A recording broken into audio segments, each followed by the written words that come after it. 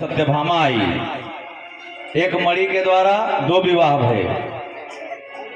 सुखदेव बाबा राजा परीक्षित से कहते हैं कि जिनके जीवन में कलंक लगा हो उन्होंने वो कार्य किया भी नहीं। कई बार ऐसा होता है कि आपने वो कार्य किया नहीं लेकिन फलस्वरूप कलंक आपके ही जीवन में लग जाए।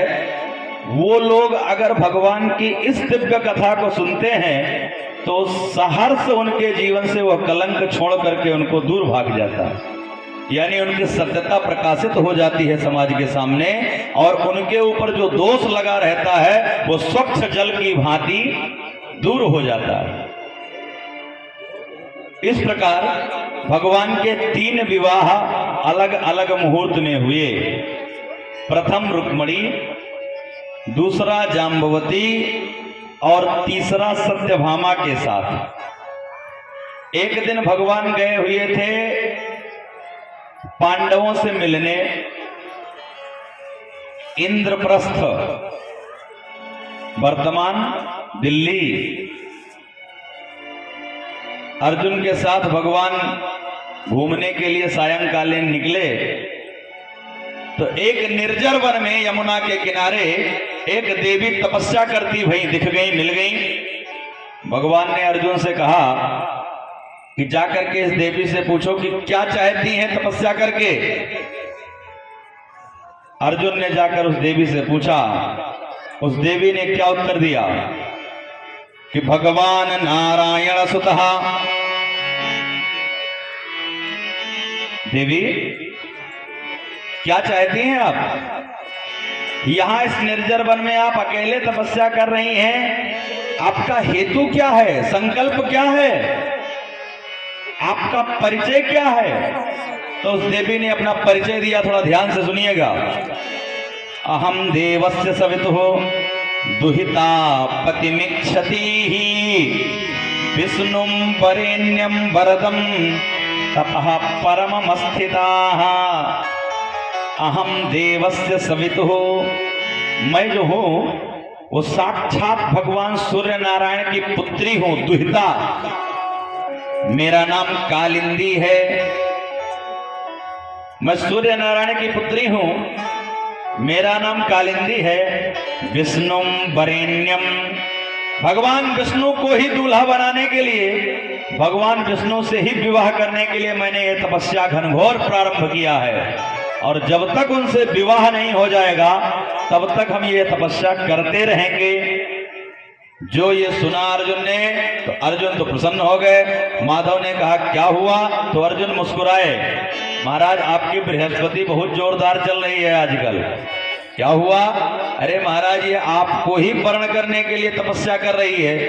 तो भगवान ने अर्जुन से कहा मिलवाओ भैया। तो अर्जुन ने वहीं जंगल में मंगल किया कालिंदी के साथ। कालिंदी का ही नाम यमुना भी है। यह सविता भगवान सूर्य नारायण की दुहिता है, यानी उनकी पुत्री है।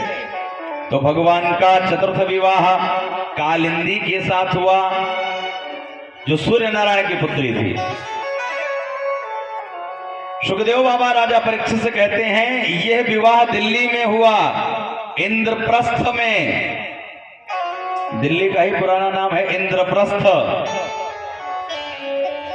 तो जगह बदल रही है ना, 4 विवाह हुए, चारों के जगह स्थान बदल रहे हैं, सबके मुहूर्त बदल रहे हैं, सबके महीने बदल रहे हैं। अब कहते हैं भगवान का 5वां विवाह मित्र वृंदा के साथ हुआ।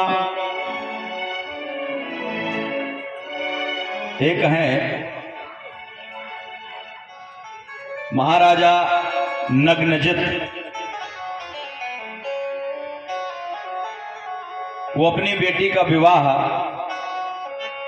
में ये शर्त रख दी कि उनके पास 7 बैल थे, वो बहुत दुष्ट बैल थे। तो उन्होंने ये शर्त रखी कि इन 7 को एक ही मुहूर्त में अगर कोई नाथ देगा, रस्सी बांध देगा, तो हम उसके साथ अपने बेटी का विवाह करेंगे। पृथ्वी के समस्त राजा आए और वापस चले गए क्योंकि 7 को एक साथ कोई नहीं बांध पाया। अलग अलग तो लोग बांध लेते थे।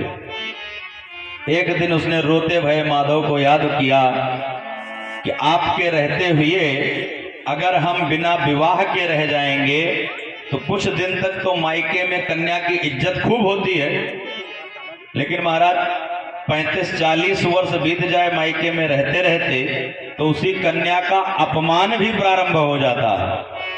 तो मित्रवृंदा ने कहा, महाराज आपकी कृपा से अभी तो इज्जत है, लेकिन 2-4 साल बाद ये इज्जत नहीं रह जाएगी अगर विवाह नहीं होगा तो।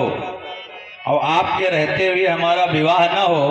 तो माधव उसको कृपा करने गए और माधव ने अपना 7 स्वरूप बनाया जो जगत वालों को नहीं दिखा, और 7 बैलों को एक साथ रस्सी डाल दिया, एक साथ रस्सी पहना दिया। तो राजा नग्न जितने प्रसन्न होकर के मित्रवृंदा का विवाह भगवान के साथ कर दिया। तो इस प्रकार भगवान का 5वां विवाह हो गया। 6ठा विवाह भगवान की बुआ श्रुतकीर्ति थी, उनकी पुत्री भद्रा देवी के साथ हुआ। भगवान की सगी बुआ है, श्रुतकीर्ति नाम है। वो भगवान को बेटे के रूप में ही चाहती हैं कि हमारा ये लाला बना रह जाए। ऐसा ना हो कि जैसे जैसे रिश्ता पुराना हो, पिताजी ना रहें तो हो सकता है भतीजा भूल जाए। हमारे बेटे के कहीं कहीं कहा जाता है कि दामाद को भी लोग बेटा जैसा ही मानते हैं। तो अब बेटा बनाना, भगवान तो एक ही है, तो एक लोग बेटा बन गए, अब घर घर कहां बेटा बने डोलेंगे। सुश्रुत कीर्ति ने उनको दामाद बना करके अपनी पुत्री का भद्रा देवी का विवाह करके बेटे के रूप में वर्ण कर लिया कि आज से आप हमारे बेटा हो, अपनी बिटिया दे दिया। इस प्रकार भगवान के 6ठा विवाह भद्रा देवी के साथ हुआ। 7वां विवाह उज्जैन देश के राजा विंद और अरविंद थे, इनकी बहन थी। यह राजनैतिक लाभ के कारण, केवल राजनैतिक लाभ के कारण अपनी बहन सत्या देवी का विवाह माधव के साथ संपन्न किए। राजनैतिक कि भगवान से विवाह हो जाएगा तो देश में हमें कोई उंगली उठा करके देखेगा नहीं। इस प्रकार से भगवान के 7 विवाह हुए। अब 8वां विवाह एक मद्र देश की कन्या थी, उसका लक्ष्य भेदन करके नीचे सरसों के तेल में देखना था और ऊपर मछली एक यंत्र में घूम रही थी, उस पर बाण मारना था। तो लक्ष्य भेदन करके विवाह करना था, इसीलिए उस देवी का नाम था लक्ष्मणा। तो भगवान का 8वां विवाह लक्ष्मणा के साथ संपन्न हुआ। परीक्षित, सुखदेव बाबा कहते हैं राजा परीक्षित से कि राजन, भगवान के जो 8 विवाह भये वो अलग अलग मुहूर्त में, अलग अलग जगहों पर, अलग अलग महीने में भये। लेकिन आश्चर्य तो तब होगा आपको जान करके कि भगवान का 16,100 विवाह एक ही मुहूर्त में हुआ। ये कैसे हुआ महाराज? तो सभायोर गरुणा मध्य प्राक ज्योतिष्पुरम ययुः। सुखदेव बाबा राजा परीक्षित से कहते हैं कि एक बार भगवान सभा में बैठे हुए थे, इतने में एक दूत ने आकर के भगवान को एक पत्र दिया। महाराज, ये आपके लिए एक पत्र आया है। भगवान ने पत्र को खोल करके सत्या देवी सत्यभामा को दिया पढ़ने के लिए। भगवान की जो पटरानियों में से एक है,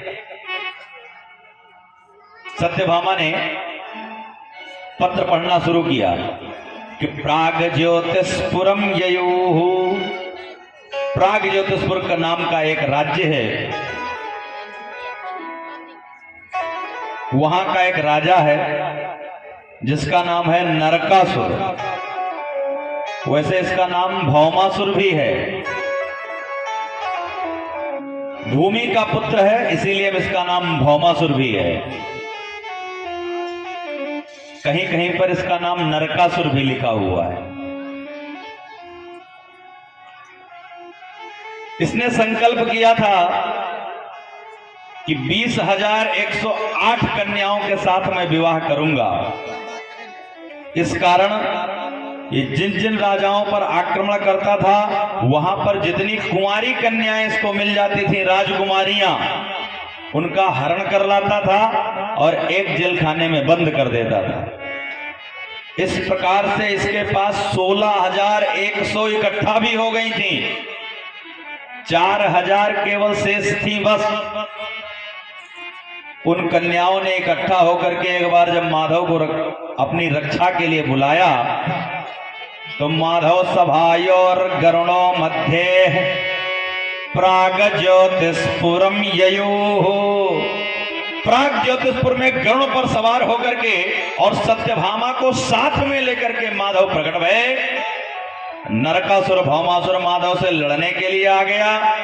सो भौमासुर का शीश माधव ने काट दिया सुदर्शन चक्र की सहायता से। भूदेवी साक्षात प्रकट हो गई, पृथ्वी मैया, महाराज आपने आज बहुत बड़ा कल्याण किया। था तो मेरा पुत्र लेकिन अनिष्ट कर रहा था, और आज अपने पुत्र के मरने पर भी हमें कोई शोक नहीं है, क्योंकि ये इतना दुष्ट ही था। आपने बहुत कृपा करी माधव, अब चल करके उन देवियों की भी रक्षा करी। भूदेवी ने रास्ता दिखाया, माधव जेल खाने गए और ताला तोड़वा करके सारी कन्याओं को बाहर निकाला। सारी कन्याओं ने माधव के चरणों में प्रणाम किया कि माधव, आज आपने हमारा प्राण रक्षा तो कर दिया, लेकिन हमें मरा हुआ ही मानिए माधव, क्योंकि हम जिंदा अपने आप को कैसे माने। अगर आप ये कहते हो कि आप लोग जानकार हैं, समझदार हैं, अपने अपने राज्य वापस चली जाइए, तो हम वहां जाकर के माधव क्या करेंगे, क्योंकि वहां पर तो आज के बाद हमें कोई राजकुमार वरण करने वाला है नहीं। हमारा सील सुरक्षित है कि नहीं सुरक्षित है, यह आपके सिवा और कौन जानता है। और हम इस बात की किसको किसको सफाई देते रहेंगे महाराज, तो वहां पर जाने पर भी मेरा अपमान ही होना है। इससे अच्छा तो था हम काल कोठरी में ही बंद थे, कम से कम यहां भोजन तो मिल रहा था। अब तो भोजन के लिए भी हमें दिमाग लगाना पड़ेगा, कुछ काम करना पड़ेगा, अपने राज्य वापस जा नहीं सकते। तो माधव ने कहा, जिसके जीवन के समस्त रास्ते बंद हो जाते हैं, उसके जीवन के, हमारे घर के रास्ते उसके लिए खुले रहते हैं। 16,100 कन्याओं ने माधव के चरणों में प्रणाम किया। सो माधव ने सबको तथास्तु करके वर्ण कर लिया और सबको ले जाकर के द्वारिका में माधव ने सबके साथ 16,100 अपना भी स्वरूप बना करके, सारी कन्याओं को लग रहा है माधव केवल हमारे साथ फेरे ले रहे हैं, और सारी कन्याओं के साथ एक ही मुहूर्त में, एक ही क्षण में और एक ही जगह द्वारिका में सबके साथ माधव फेरे घूमे। सुखदेव बाबा राजा परीक्षित से कहते हैं, इस प्रकार माधव के 16,108 विवाह हुए। प्रेम से बोल।